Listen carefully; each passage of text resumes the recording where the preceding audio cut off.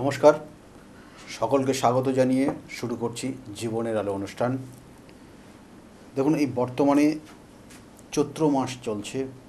আমরা বলি চৈত্র মাসে মহাদেবের নিয়ে বিভিন্ন অনুষ্ঠান, শিবের যারা ভক্ত তারা বিভিন্ন অনুষ্ঠানে এরা মত্ত থাকে।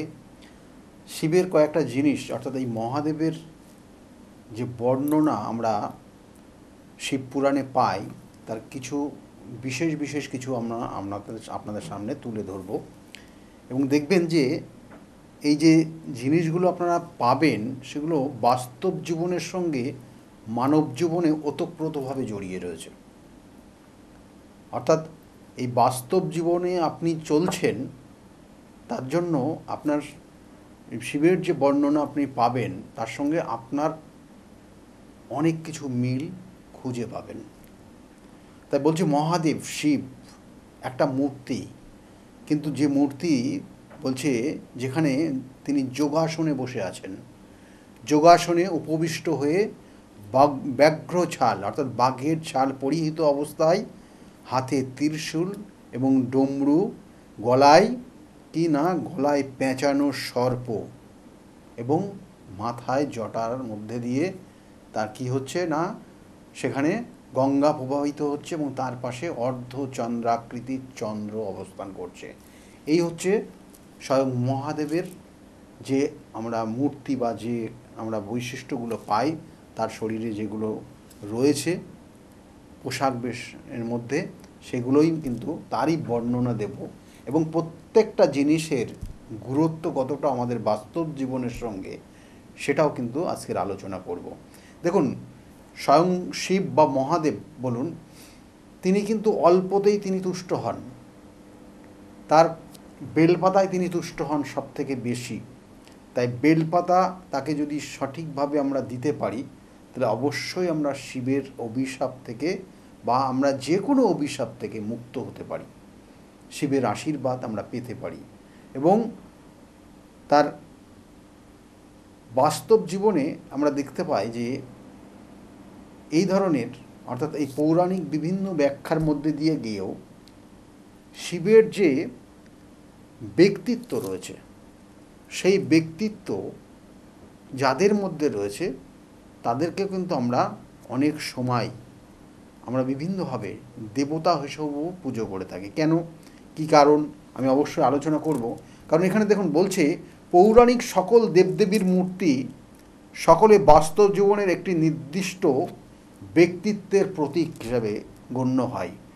ইষ্ট সাধনা কর্ম এবং মানুষকে সেবার মাধ্যমে যারা দীপ্তিমান চরিত্রের অধিকারী হন, তাদেরকেই কিন্তু আমরা দেবতা হিসাবে দেবতার চোখে দেখি, এটা বলা হচ্ছে। এবং সেই জন্য শিব অর্থে এখানে বলা হচ্ছে, শিব অর্থে হচ্ছে মঙ্গলের প্রতীক। তাই মঙ্গল কোনো মানুষ জীবনে থাকবে না, এটা তো হতে পারে না। তাই বলা হচ্ছে প্রত্যেকটা মানুষের মধ্যেই শিবের অবস্থান রয়েছে। তাই বলছে মঙ্গল প্রতিটি মঙ্গলময় জিনিসকে ইঙ্গিত করে। তাই মঙ্গলকে আশ্রয় না করে কোনো মানুষই বেঁচে থাকতে পারে না। তাই শিব হলো সবার আশ্রয়দাতা। তাই মঙ্গলময় ব্যক্তি যারা আশ্রয় দান করে এবং যারা দাতা মানুষকে সেবা করে, তাদেরকেই আমরা শিব বলে মানতে পারি।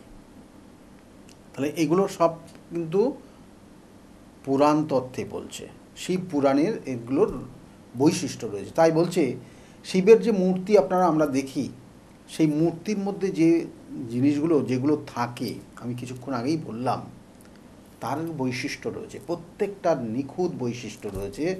তাই বলছে কি না, শিবের অর্থাৎ স্বয়ং মহাদেব যখন তিনি ধ্যানে বসে থাকেন, দেখবেন যে মূর্তিগুলো আমরা দেখি সাদা গাত্রবর্ণ, অর্থাৎ এখানে গাত্রবর্ণ বলছে শ্বেত গাত্রবর্ণ, সাদা রঙের হয়। কেন? কারণ শ্বেত বা সাদার বর্ণ হচ্ছে শান্তিপ্রিয়, এবং এই সাদা বর্ণের থেকে বিভিন্ন বর্ণের সৃষ্টি হয়। দেখুন, যে কোনো সাদা রং থেকে, সাদা রঙের থেকেই আপনার অন্যান্য সমস্ত রং সেখান থেকে কিন্তু তৈরি। দেখবেন যে সাদা রঙের মধ্যে আপনি সব রঙই পাবেন। তাই বলছে সাদা বর্ণের মধ্যে সকল অর্থ তত্ত্ব আমরা পাই। এই জন্যই প্রকৃতি হলো শ্বেত বর্ণ, অর্থাৎ এই জন্যই কিন্তু শিবের বর্ণটাকে শ্বেত বর্ণ হিসাবে কল্পনা করা হয়েছে বা শ্বেত বর্ণ হিসাবে দেখানো হয়েছে। তাই দেখবেন যে কখনো কখনো মহামৃত্যুঞ্জয় শিব যারা পুজো করেন বা মহামৃত্যুঞ্জয় শিবের যে মূর্তি দেখবেন সম্পূর্ণভাবে এবং মানে কোনো রকমের কোনো দাগ নেই, একদম নিখুঁত সাদা শ্বেত বর্ণ, এবং এটারও কিন্তু সেই বৈশিষ্ট্যই রয়েছে, অর্থাৎ শ্বেত বর্ণ যেটা সমস্ত বর্ণের কিন্তু সৃষ্টির মূল। সাদা রং সমস্ত বর্ণের সমস্ত রঙের সৃষ্টির মূলকে ইঙ্গিত করা হয়। এবং বলা হচ্ছে কণ্ঠে তার সাপ রয়েছে। দেখবেন যে মহাদেবের যে মূর্তি আপনি দেখবেন তার কণ্ঠে পেঁচানো থাকে কঠিন খুব জটিল বিষাকৃতি একটা সাপ, এবং সে তার মধ্যে গরল অর্থাৎ বিষ পরিপূর্ণ রয়েছে, এবং সে কিন্তু সুযোগ পেলেই কিন্তু সে ফনা ধরবে। এবং দেখুন এই যে সাপ, মানে সেই সাপকে সে কিন্তু দেখা যাচ্ছে সে আমরা যে মূর্তি দেখি তার গলায় পেঁচানো, অর্থাৎ বলছে যে বিষধর সেই সাপ অ্যাকচুয়ালি কিন্তু সাপ বিষধর না হলে সেটাকে প্রতীক হিসাবে বিষধরকে ইঙ্গিত করা হয়েছে। আমাদের পরিবারে, অর্থাৎ আমাদের পরিবার বলুন, আমাদের পরিবেশে বলুন, আমাদের আশেপাশে বলুন, এই ধরনের মানুষ কিন্তু আপনি দেখবেন সে বিষাক্ত বিষধর এবং শত্রু, আপনার যেভাবে হোক আপনাকে ক্ষতি করার একটা চেষ্টা করছে বা ক্ষতি করতে পারে সুযোগ পেলে, যেটা সাপের মধ্যে যে বৈশিষ্ট্যগুলো দেখা যায়। এবং সেই সাপকে সে বশীভূত করে গলায় পেঁচিয়ে গলায় ধারণ করে রেখেছে। তার মানে সে মানে ওই বিষ বা ওর মানে এই ধরনের শত্রুতা, সেই শত্রুরা যাতে অন্যকে ক্ষতি না করতে পারে সে তাকে এমনভাবে বশীভূত করে সে নিজের কাছে গলায় ধারণ করে রেখেছে। তাহলে এই বিষধর সাপ সে গলায় পেঁচানো রয়েছে শিবের, সেটার থেকে আমরা আমাদের এই কিন্তু নতুন আমাদের যে এই যে মেসেজটা আমাদের কিন্তু দিচ্ছে, এগুলো প্রত্যেকটাই আপনি যদি শিবে পুরাণে আপনি যদি দেখেন তাহলে অবশ্যই সেগুলো রয়েছে। এবং এর সঙ্গে সঙ্গে হচ্ছে ব্যাঘ্র ছাল, অর্থাৎ বাঘের যে ছাল তিনি পরিধান করে আছেন, ব্যাঘ্র ছাল, অর্থাৎ বাঘ কিন্তু খুব শিকারী, ভীষণ শিকারী, এবং ওর চলাফেরা সম্পূর্ণটা কিন্তু আলাদা রকমের। এবং সেই জন্য বলছে সেই বাঘের মধ্যে রয়েছে কি না ভীষণ, অর্থাৎ সে যেমন সাহসী সেমন সেই রকম শিকারী, এবং সেই সাহসী এবং শিকারী তার সেই ব্যাঘ্র ছাল তিনি পরিধান করে তিনি এটাই বোঝাতে চেয়েছেন যে মানুষ সবসময় এই ধরনের হওয়া উচিত, তার ক্যারেক্টারটা সে এইভাবে চললে পারে জীবনে সে প্রতিষ্ঠা লাভ করতে পারে। এবং এর সঙ্গে সঙ্গে বলা হচ্ছে ত্রিশূল, তার হাতে ত্রিশূল আছে, অর্থাৎ ত্রিশূল ত্রিশক্তির অবস্থান রয়েছে তার মধ্যে, যে ত্রিশক্তি অর্থাৎ শতগুণ তমগুণ রজগুণের অবস্থান, সেই ত্রিশক্তি যেমন রয়েছে তার মধ্যে তিনটে গুণেও কিন্তু অবস্থান রয়েছে, যে গুণের মাধ্যমে একটা জীবনের অনেক কিছু কিন্তু বোঝা যায়।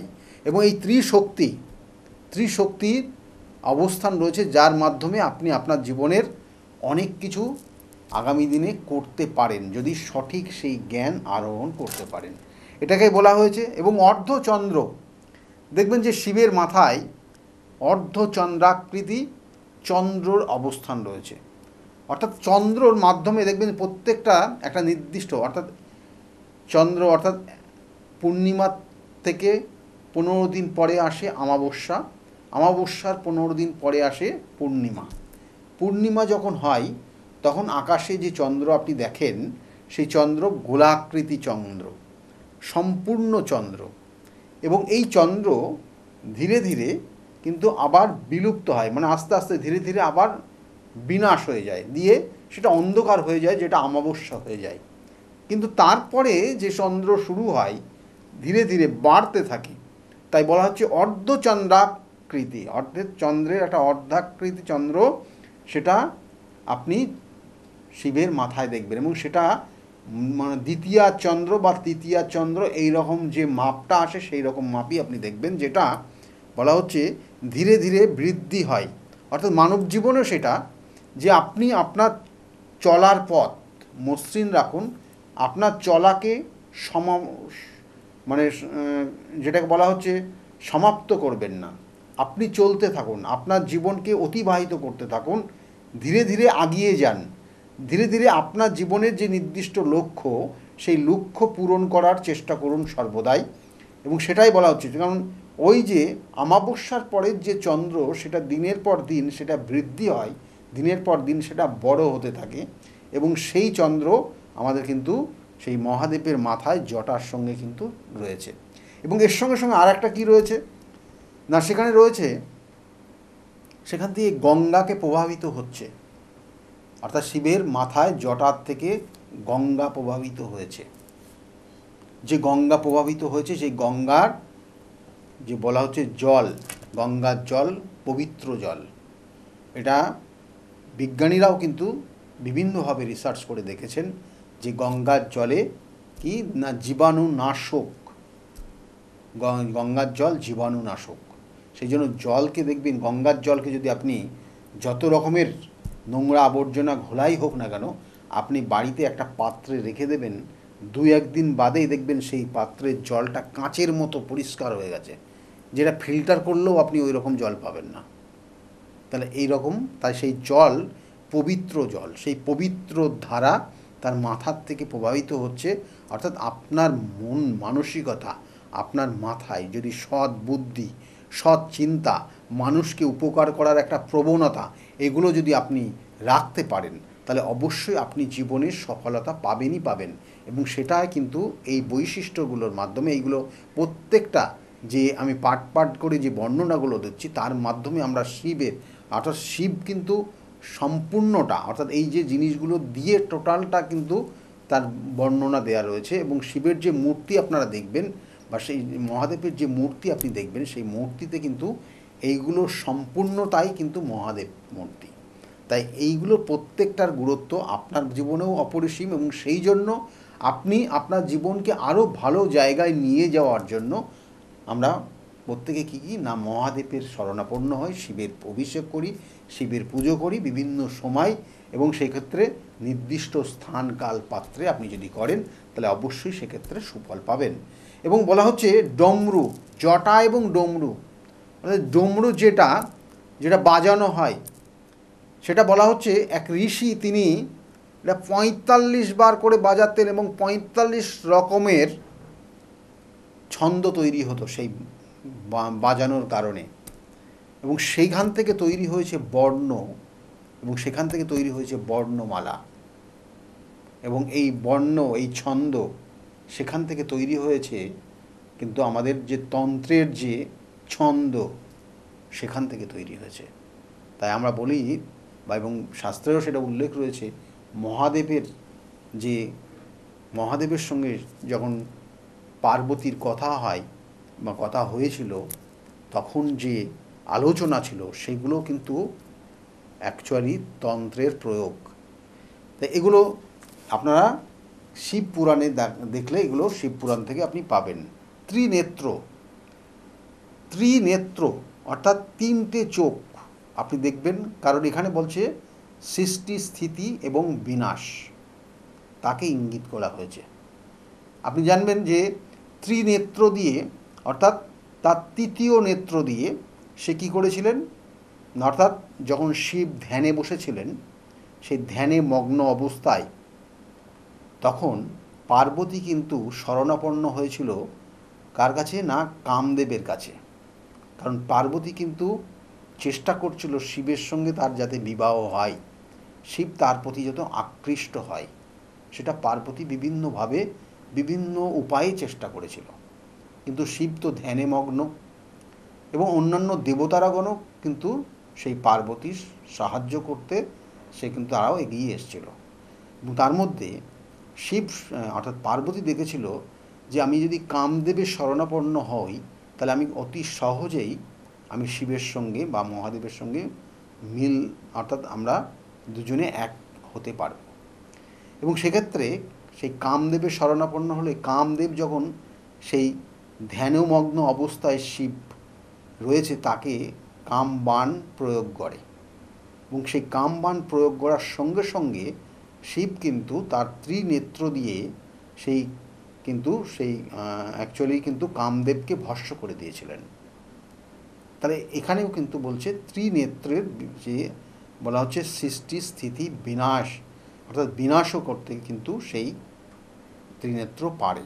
তাহলে সেটারও একটা ইঙ্গিত, অর্থাৎ আপনার মধ্যে আপনি আপনার জীবনে কোনটাকে রাখবেন, কোনটাকে বাদ দেবেন, কোনটাকে যত্ন করবেন, কোনটাকে আগামী দিনে আপনার নিজের মনে করে আগিয়ে নিয়ে যাবেন, সেটা সম্পূর্ণটা আপনি কিন্তু আপনার উপর ডিপেন্ড করবে। এবং সেটা আপনি পাবেন শিবকে যদি আপনি শিবের শরণাপন্ন হতে পারেন, শিবের যদি অভিষেক করতে পারেন, শিবের যদি আপনি ভক্ত হয়ে যেতে পারেন। তাহলে এই জায়গাগুলো কিন্তু প্রত্যেকটার মান, প্রত্যেকটার জ্ঞান, প্রত্যেকটার মানে রয়েছে। এবং এর সঙ্গে সঙ্গে বলছে রুদ্রাক্ষ। এই রুদ্রাক্ষ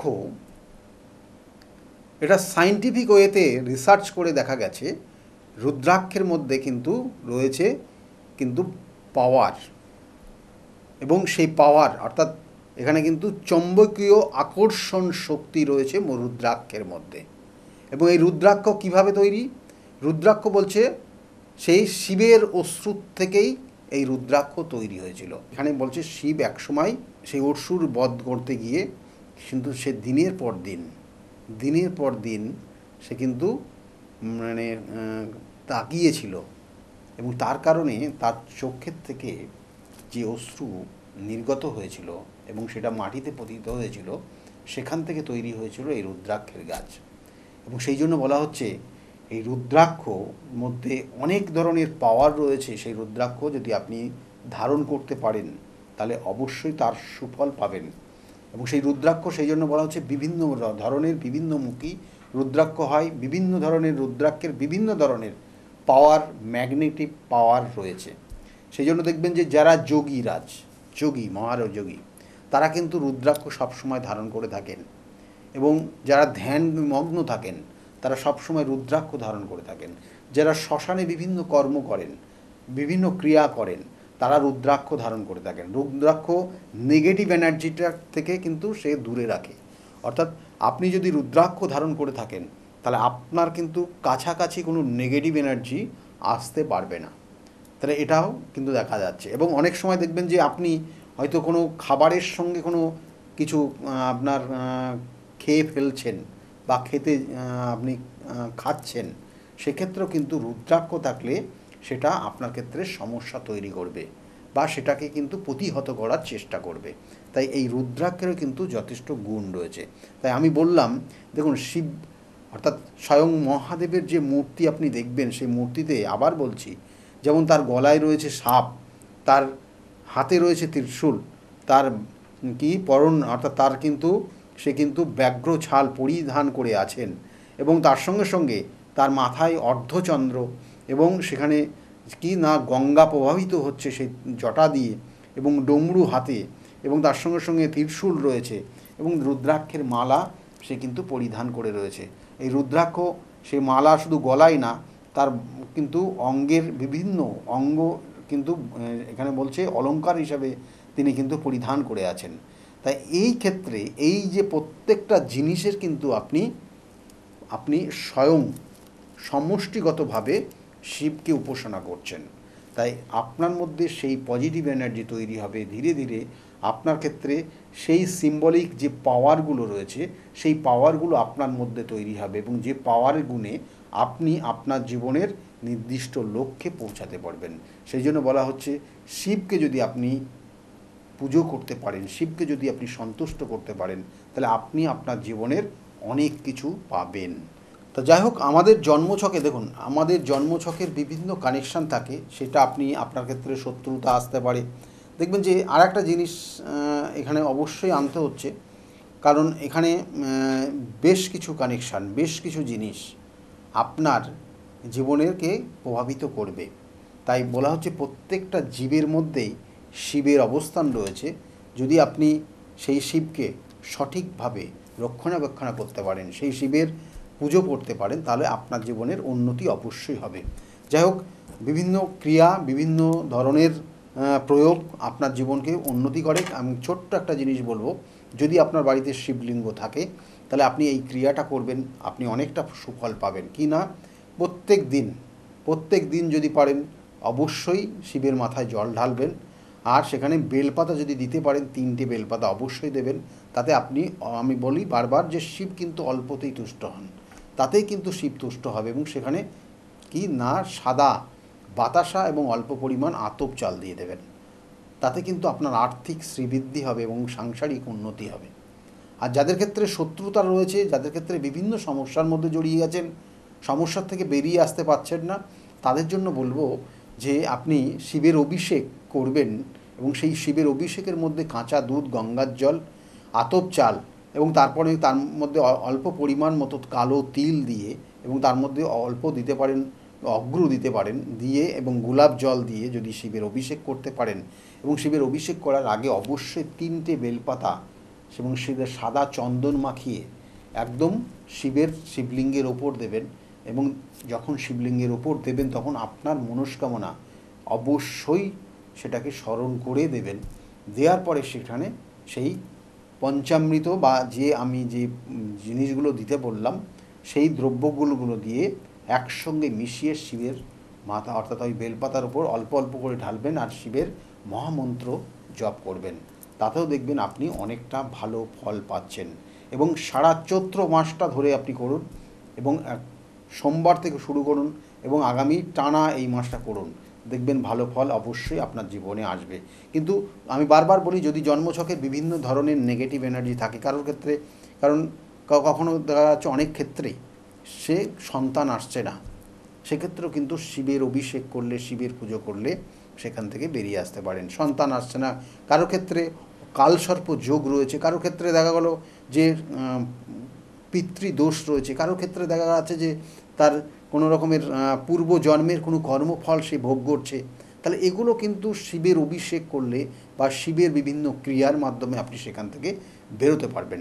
আর তার সঙ্গে সঙ্গে দেখবেন যে অনেক জাতক জাতিকার বিবাহের ক্ষেত্রে বাধা হচ্ছে, অনেক জাতিকার দেখবেন বিবাহে হতে গেলে বারংবার বাধা তৈরি হচ্ছে, কারো ক্ষেত্রে মাঙ্গলিক দোষ রয়েছে, কারো ক্ষেত্রে দেখা গেলো যে সংসারে অশান্তি লেগেই আছে। তাহলে সেক্ষেত্রেও কিন্তু শিবের অভিষেক, শিবের ক্রিয়া আপনার জীবনকে পরিবর্তন করতে পারে। সেই জন্য বারবার বলি, প্রতিকার, প্রতিবিধান এবং সঠিক গাইডলাইন আপনি যদি জীবনে পান তাহলে অবশ্যই আপনার জীবনের সুফল অবশ্যই আসবে। আর তার জন্য যদি মনে করেন আমার সঙ্গে যোগাযোগ করবেন, তাহলে আমি একটু চেম্বারগুলো বলে দিই। কারণ প্রত্যেক রবিবারের দিন আমার চেম্বার রয়েছে, কাঁচরাপাড়া চেম্বার রয়েছে। কাঁচরাপাড়া আপনার প্রত্যেক রবিবার 2 থেকে 6টা পর্যন্ত পাবেন। সোমবারের দিন ব্যারাকপুরে চেম্বার রয়েছে, এবং ওই দিনই কিন্তু শ্রীরামপুরে চেম্বার রয়েছে। আর প্রত্যেক মঙ্গলবার আপনারা কালীঘাট চেম্বারে পাবেন, বুধবার মেছেদা চেম্বার, বুধবারে কিন্তু হাওড়া ময়দানে চেম্বার পাবেন সন্ধ্যাবেলা 5টা থেকে 8টা পর্যন্ত, বৃহস্পতিবার কৃষ্ণনগর, শুক্রবার কিন্তু আপনারা পাবেন আমাকে হাতিবাগানের চেম্বার। এবং তাছাড়াও কিন্তু বাইরে চেম্বারগুলো রয়েছে, কখনো তারাপীঠে আমি কাজ করি, তারাপীঠে চেম্বার করি, এবং তার সঙ্গে সঙ্গে বহরমপুরে চেম্বার চলে। আর আমার যে কাজগুলো সাধারণত করে থাকি, বিভিন্ন পীঠে বিভিন্ন ধরনের কাজ করি। কখনো তারাপীঠে, সেক্ষেত্রে কঠিন থেকে কঠিনতম সমস্যার সমাধানের জন্য বিভিন্ন ক্রিয়া করে থাকি। কখনো কামাখ্যা পীঠেও কিন্তু কঠিন সমস্যার সেগুলো সমাধানের জন্য সেখানেও কাজ করে থাকি। এছাড়াও কিন্তু বলবো কি না, বেনারস ধামে কিন্তু সেখানেও কাজ করা হয়, এবং বিভিন্ন ধরনের অতি কঠিনতম সমস্যার সেখানে সমাধান করা হয়। এবং সেই প্রতিকার প্রতিবিধান নিয়ে আজকে অনেক মানুষ তারা কিন্তু খুশি, অনেক মানুষ তারা ভালো জায়গায় রয়েছে। তাদের কাছ থেকে শুনুন কতটা ভালো তারা আজকের জায়গায় রয়েছে। যাই হোক, সকলে খুব ভালো থাকবেন, আগামী দিনগুলো প্রত্যেকের খুব শুভ হোক, এই শুভকামনা জানিয়ে আজকের মতো এই পর্যন্ত। নমস্কার। ডক্টর গৌতম শাস্ত্রী আর 5 জন অ্যাস্ট্রোলজারের থেকে কেন তিনি আলাদা? স্বাভাবিকভাবে আপনাদের মনে এই প্রশ্ন আসতেই পারে। দূর দূরান্ত থেকে নানান সমস্যায় জর্জরিত মানুষ ছুটে আসে তার কাছে। গ্রহদোষ হোক কিংবা কাল সর্পদোষ, অথবা ধরুন মাঙ্গলিক দোষ কিংবা অন্য যে কোনো সমস্যা। তারা জানেন সব সমস্যা স্থায়ী সমাধানে এক এবং অদ্বিতীয় ডক্টর গৌতম শাস্ত্রী। চলুন আজ আপনাদের সাথে পরিচয় করিয়ে দিই এমন কিছু মানুষের এবং শুনে নিই তাদের কথা। আমার বাবা 2021 সালে প্রথমবার স্যারের কাছে আসেন, আর মানে বাবার ব্যাপারে যে প্রেডিকশনগুলো করা হয়, মানে প্রত্যেকটা প্রেডিকশন প্রচণ্ড অ্যাকিউরেট ছিল। তারপরে তো বাবার বিভিন্ন কাজে মানে স্যার হেল্প করেছেন, যেগুলোতে রেমিডি দিয়ে প্রত্যেকটা কাজই তারপর মানে খুব আমরা ফলও পেয়েছিলাম। তারপর মা আমায় নিয়ে আসে। আমার ব্যাপারেও স্যার যে প্রত্যেকটা প্রেডিকশন করে প্রত্যেকটাই এতটাই অ্যাকিউরেট ছিল, মানে অনেকটা অবাক করার মতোই অ্যাকিউরেট ছিল। আর মানে মনে হয়েছিল আরও আগে আসলেই ভালো হতো, আরও অনেক কিছু বেটার হতে পারতো। কিন্তু তারপরে যখন রেমিডি নেওয়ার পরে আর প্রচণ্ড অনেক রকম ফল পেয়েছি আমি, আমার মা, আমার বাড়িরও সবাই এসেছে, মানে সবাই অনেক ভালো ফল পেয়েছি। আর মানে স্যার শুধুমাত্র ফলের দিক থেকেই না, এখানে এসে পুজো দিয়ে স্যারের ব্যবহারও খুব ভালো। আর মানে প্রত্যেকটা জিনিসের ক্ষেত্রে তিনি মানে খুব অ্যাটেন্টিভ, খুব ভালোভাবে শোনেন, প্রত্যেকটা জিনিসের সেভাবেই সলিউশন দেয়। তো আমি এসে তো খুব ভালো ফল পেয়েছি। আপনারা যদি দেখে থাকেন আসবেন, মানে অবশ্যই ফল পাবেন। অনুপ চন্দ্র, আমি ডক্টর গৌতম শাস্ত্রী স্যারের সাথে বিগত 6 বছর ধরে মানে যোগাযোগে আছি। আমি যখন কলেজে স্টুডেন্ট ছিলাম তখন থেকে স্যারের কাছে কনসালটেশন নেই। পড়াশোনাতে ওনার গাইডেন্সের মাধ্যমে আমি বিটেক কমপ্লিট করি, তারপরে আরও কিছু পড়াশুনো করছি এখন। সাথে সাথে কেরিয়ারে ওনার প্রচুর গাইডেন্স পেয়েছি। ওনার গাইডেন্সের মতো আমি এখন একসাথে 3খানা ব্যবসা প্যারালালি রান করছি। 3টেই কিন্তু ইন্ডিয়ার বাইরে, নট অনলি ইন ইন্ডিয়া, 3টে ইন্ডিয়ার বাইরে। এখন একটা ছোট অ্যাচিভ করেছি।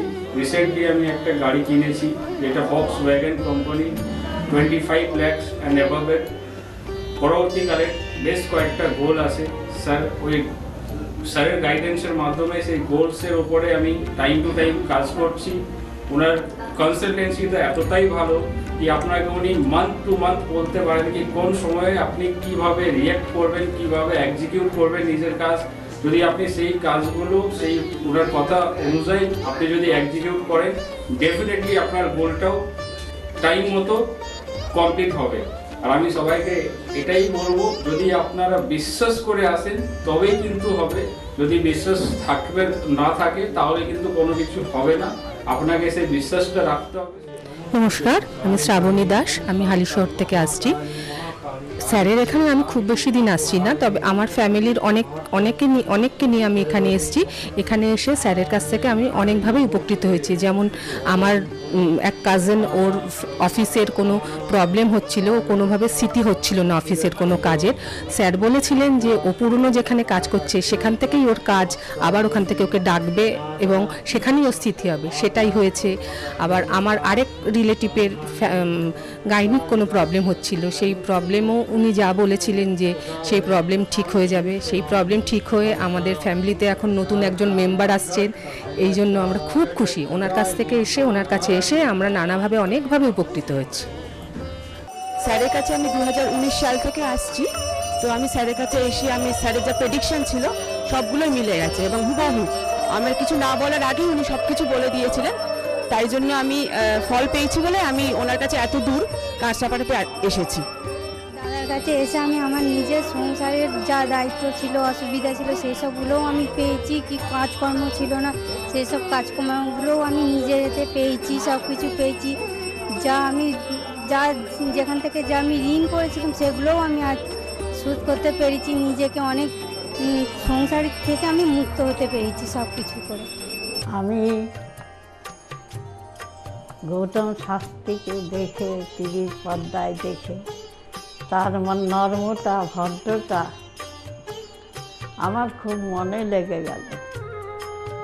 তখন তাকে খুঁজতে খুঁজতে তার কাছে আসি।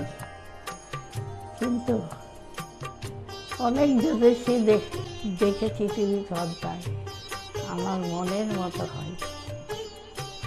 কিন্তু ওনার ভাষা সব কিছু আমার খুব ভালো লাগে।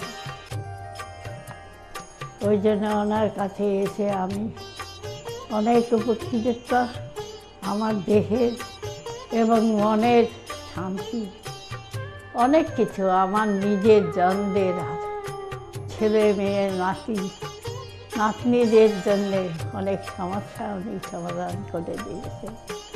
আমার এক নাতনির 16 বছর বাচ্চা হয় না, তাকে পর্যন্ত এনে দেখালাম, তার কোলেও বাচ্চা দিয়েছে। এর থেকে আনন্দ আমার আর কি আছে? তার কোনো চাহিদা নেই,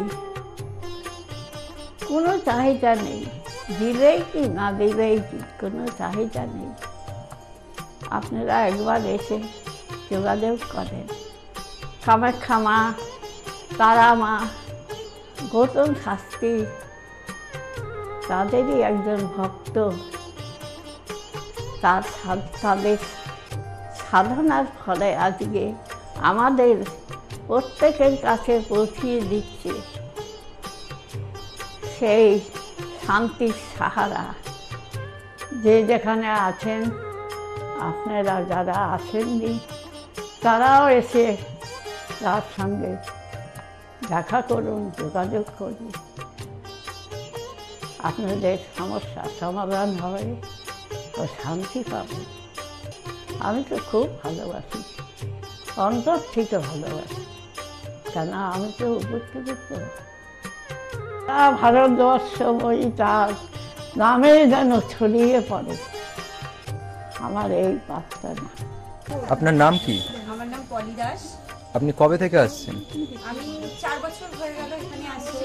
আচ্ছা, আপনি যে এতদিন ধরে আসছেন, আপনি কোনো কাজ পেয়েছেন? অবশ্যই। হ্যাঁ, প্রথমে আমার মেয়েকে আমি পড়াশোনার ব্যাপারে, ওর যাতে পড়াশোনায় মন আসে এইসব ব্যাপারের জন্য এসেছিলাম। আস্তে আস্তে দেখলাম আমার মেয়ের অনেক ইমপ্রুভ হচ্ছে। তারপর আমি সবাইকে, আমার আশেপাশে বন্ধু বান্ধব আত্মীয় স্বজন যে আছে সবাইকে বললাম যে দেখো আমার মেয়ে অনেক চেঞ্জ হচ্ছে, মানে ও খুব দুষ্টু ছিল, পড়ায় মন বসতো না, সেগুলো হয়েছে। তারপর থেকে বন্ধু বান্ধব সবাইকে বললাম, সবাই আসলো, সবাই খুব আনন্দ, সবাই খুব খুশি, আমিও তো ভীষণ খুশি। আমার আচ্ছা, আজকের ডেটে দাঁড়িয়ে অ্যাস্ট্রোলজার ডক্টর গৌতম শাস্ত্রীর কাছ থেকে যে আপনি যে স্যাটিসফাই হয়েছেন, তা কতটা আপনি স্যাটিসফাই হয়েছেন? হ্যাঁ, আমি তো মানে সত্যিকারেরই মন থেকে বলছি, মানে পুরোটাই আমি আমার মানে যতটা আমি চেয়েছিলাম, বেশি তো মানে কম বললে ভুল হবে, বেশি হয়েছে, বরং আমার আনন্দের জায়গাটা এতটাই বেশি হয়েছে। তার মানে আপনি পুরোপুরি স্যাটিসফাই, তাই তো? আমার নাম রাকেশ মণ্ডল, গ্রাম ডবলপোতা। এই দাদার কাছে এসেছিলাম, অনেক প্রবলেম ছিল, সেই প্রবলেম কিছুটা সলভ হচ্ছে এবং হবে। এই অমাবস্যার দিন এই যজ্ঞ হচ্ছে, অনেক দূর দূর থেকে মানুষজন আসছে, কাজ হচ্ছে বলে সবাই তো আসছে, আমিও এসছি, আবারও আসবো। নমস্কার, আমি জয়িতা গুহ। আমি গত এপ্রিল মাস থেকে খুব সমস্যায় পড়েছিলাম। আমার কাজের দিক থেকে সমস্যা ছিল, বসের সাথে এবং পারিপার্শ্বিক আমার যে কলিগরা ছিল তাদের সাথে খুবই সমস্যা জড়িত হয়েছিলাম। তো তারপরে সেই কাজটা আমি আর অবশেষে টিকিয়ে রাখতে পারিনি, সেটা আমাকে বাধ্য হয়েছিলাম আমি সেটা ছেড়ে দিতে। তারপরে একটা খুব আর্থিক দিক থেকে খুব ভেঙে পড়েছিলাম। তো সেই সমস্যায় জর্জরিত হয়ে বুঝতে পারছিলাম না কি করব। তো হঠাৎ একদিন টিভিতে প্রোগ্রাম দেখি ডক্টর গৌতম শাস্ত্রী, ওনার কথাবার্তা, ওনার যে উপাচারগুলো রয়েছে, যেগুলো উনি বলেন প্রতিকার, সেগুলো শুনে আমার খুব ভালো লেগেছিল। তো ওনার সাথে এসে দেখা করি, আমার সমস্ত কথাবার্তা ওনার সাথে শেয়ার করি, প্রবলেমগুলো। তারপর উনি আমাকে দেখে আমাকে কিছু বলেন আমার ব্যাপারে, তো সেগুলো একদম হুবহু মিলে যায়। তো তারপরে উনি আমাকে রেমেডি সাজেস্ট করেন, তো আমি সেই রেমেডিটা নিই, আমি ধারণ করেছি। তো ধারণ করার পর আমি আস্তে আস্তে নিজের মধ্যে একটা চেঞ্জ দেখতে থাকি।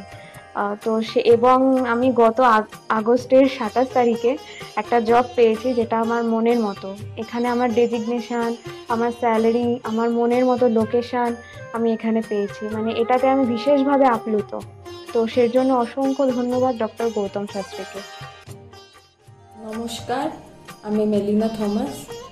আমি গত 1 মাস আগে থেকে ডিপ্রেশনে ভুগছিলাম এবং আমার অনেক রকম সমস্যা দেখা দিচ্ছিল। আমি আমার মায়ের থ্রু থেকে জানতে পারি ডক্টর গৌতম শাস্ত্রীর কথা, এবং আমি সেখানে আমার প্রবলেমগুলো নিয়ে আসি এবং তার কথা মতো আমি প্রতিকারগুলো করি এবং সেই কথা মতো আমি চলতে থাকি। এখন আমার কাছে অনেক জবের অপরচুনিটিস আসছে এবং আমার আগের যে সমস্যাগুলো ছিল সেগুলোও গেছে। আমি সিলেকশন করছি কোন জবটা করব এবং যে কোনো একটা জব আমি সিলেক্ট করব। এবং আগেও আমি ডক্টর গৌতম শাস্ত্রীকে অনেক ধন্যবাদ জানাচ্ছি এই আমাকে এত কিছু করে দেওয়ার জন্য। এবং আপনারা চাইলে আপনারাও আসতে পারেন নিজেদের অসুবিধা নিয়ে এবং তার কাছে এসে সমস্যাগুলো সমাধান করতে পারেন। আপনারা যদি তার কথা মতো চলেন আপনারাও আমার মতো ভালো ফল পেতে পারেন। অ্যাস্ট্রোলজার ডক্টর গৌতম শাস্ত্রীর চেম্বারে আপনি কতদিন আসছেন? আমি প্রায় 2.5-3 বছর ধরেই এখানে মানে রেগুলারলি আসছি। মোটামুটি আমার যখনই অসুবিধা হচ্ছে আমি তখন চলে আসছি। আপনি কোন চেম্বারে দেখিয়েছেন? আমি এখানকার কাছড়াপাড়া চেম্বারে। কাছাড়া চেম্বারে দেখিয়েছেন, মানে আপনি যে সমস্যাটা নিয়ে এসেছেন ওটা কি আপনার কিওর হয়েছে? হ্যাঁ, আমি প্রথমে যে সমস্যাটা পড়াশোনার সমস্যা নিয়ে প্রবলেমে পড়ে ওনার কাছে এসেছিলাম, তা মোটামুটি আমার যত দিন যাচ্ছে ইমপ্রুভ হচ্ছে আস্তে আস্তে। না আপনার কাজ হয়ে মধ্যে এসেছেন? আমি হালিশহর থেকে এসেছি। ধরো আমার নাম তো মলিনা ঘোষ, কিন্তু তোমার কি হয়েছে বলো তো, আমি দাদার কাছে অনেক বছর ধরে মানে কয়েক বছর ধরে ভালোই এসেছি। আমি অনেক বিপদে পড়েছিলাম, তো তখন আমি এক টিভি চ্যানেলে দেখে সবাই কিন্তু প্রোগ্রাম দেখে, সব সিরিয়াল দেখে, সব কিছু দেখে, কিন্তু আমি ওই সিরিয়াল সব কিছু ছেড়ে আমার এমন বিপদ হয়েছিল, আমি শুধু টিভির কাছে বসে শুধু এই শাস্ত্রী চ্যানেলগুলো দেখে দেখে আমি মনে ভাবতাম আমি কাকে মনের মতন পাবো। পেলাম যে সবাই এত চ্যানেলে, কিন্তু আমি সবাইকে দেখেছি, আমার দাদাকেই আমার খুব পছন্দ হলো। আমি খোঁজ করতে করতে করতে করতে আমি এমন বিপদ যে আমি এই বিপদে কি করে উঠবো, তখন ওই দাদার কাছে আসলাম। খোঁজ পেয়ে চিকিৎসা করতে করতে তখন দাদার কাছে এসে আমার অনেক বড় বিপদ ছিল, আমার ছেলে স্বামী সব নিয়ে আমার বাড়ির খুব অবস্থা খারাপ ছিল। আজকে ওনার কাছে এসে আমি অনেক উপকার পেয়েছি। আমি সবার কাছে বলছি, আমি এত লোক দেখছি, আমি বলি একটু যদি দাদার কাছে এসে সব ধৈর্য ধরে, কারোর বিফল হবে না, তার ফল ছাড়া বিফল হবে না। আমি ভাবি যে আমি অনেক লোকও পাঠিয়েছি, আমরা যদি প্রচার করতে পারি, অনেকে আছেন এই দাদার কথা বলবো না, বলবো না, কিন্তু না বলেন, মানুষ যদি বিপদের হাত থেকে বাঁচে সবারই তো ভালো হয়। কিন্তু দাদার কাছে আসার পরে আমার এমনও মাঝে একটা এমনও বিপদ গেছে, এই দাদাই আমাকে এই বিপদের হাত থেকে উঠিয়েছে। এর জন্য আমি দাদার কাছে সারা জীবনের জন্য কৃতজ্ঞ থাকি। দাদাকে চাই দাদাও ভালো থাকুক, আমরাও যেন দাদার কাছে এসে দাদা আরো সুস্থভাবে যেতে পারি। শুনলেন তো, এনাদের প্রত্যেকের আশা, ভরসা এবং বিশ্বাসের একটাই নাম, ডক্টর গৌতম শাস্ত্রী, যার সম্পর্কে আমরা এত কিছু শুনলাম। চলুন এবার দেখে নিই তিনি কি বলছেন। আজকের যে ফিডব্যাক আপনারা পাচ্ছেন, এগুলো কিন্তু আমার সবটাই আমার গুরুদেবের আশীর্বাদ। কারণ গুরুদেব আমাদেরকে একটাই জিনিসই বলেছিলেন যে যেভাবেই হোক মানুষকে উপকার করলে তোমার কিন্তু আগামী দিনে দেখবে তোমার মানুষ কিন্তু তোমার পাশে এসে দাঁড়াবে। এবং সেইভাবেই আমি কিন্তু যেভাবে সকলের উপকার বা আমি যতটা কাজ করছি সকলে উপকৃত হচ্ছে, এবং এর জন্য আমিও কিন্তু খুব আনন্দ পাই যখন তারা বলে যে না দাদা, আমি আপনার এই কারণে এই জন্য এসেছিলাম, এই কাজটা আমি পেয়ে গেছি। সুতরাং আমিও চাই যে এইভাবে মানুষের পাশে থেকে মানুষকে সহযোগিতা করে মানুষকে আরও ভালো জায়গায় পৌঁছে দেওয়া।